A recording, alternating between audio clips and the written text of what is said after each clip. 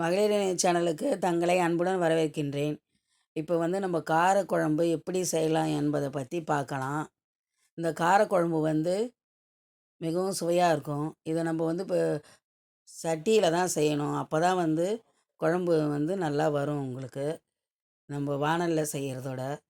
இப்போ அது செய்முறை விளக்கத்தை நம்ம பார்க்கலாம்.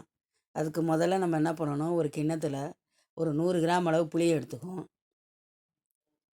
அதில் தண்ணியை ஊற்றி நல்லா பிசைஞ்சு விட்டுடுவோம் அதை.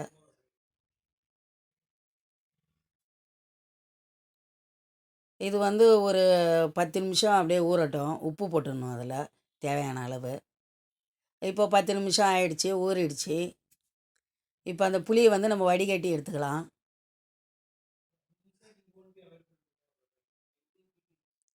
புளி வடிகட்டியாச்சு. 100 கிராம் புளிக்கு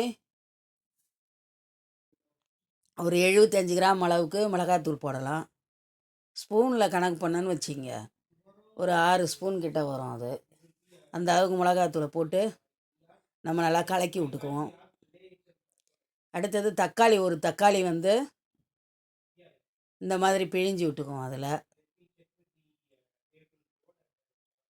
தக்காளி நம்ம இந்த மாதிரி முழு தக்காளி போட்டு பிசைஞ்சோன்னா அதோட ருசியே வேறு மாதிரி இருக்கும்.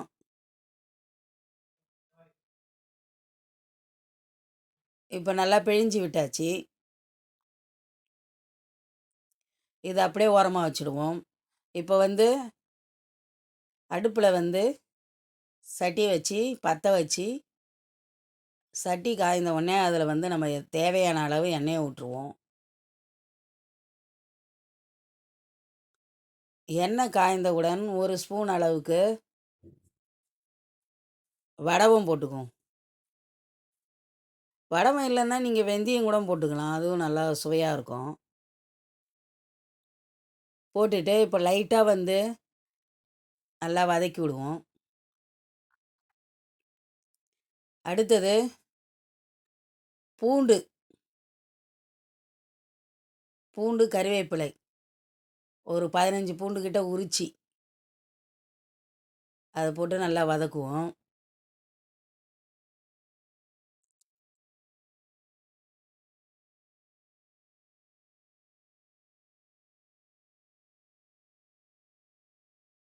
அடுத்தது வெங்காயம், ஒரு 2 வெங்காயம், பெரிய வெங்காயம் இந்த மாதிரி பொடி பொடியாக அரிஞ்சு அதையும் போட்டு நம்ம வதக்கிக்குவோம்.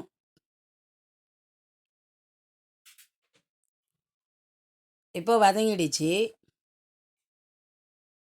இப்போ தக்காளி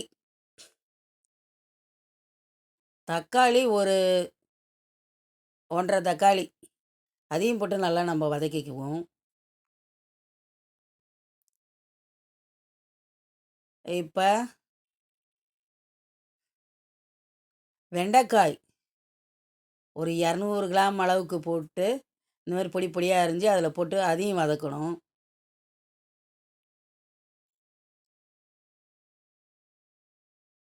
இப்போ இது நல்லா வதங்கிடுச்சு. அடுத்தது கரைச்சி வச்சுருந்த புளிக்கரைசலை அதில் ஊற்றணும். நம்ம ஊற்றிட்டு ஒரு 25 நிமிஷம் நல்லா அதை நம்ம கொதிக்க வைக்கணும். இது நல்லா கொதித்து வந்தால் நல்லா சுவையாக இருக்கும்.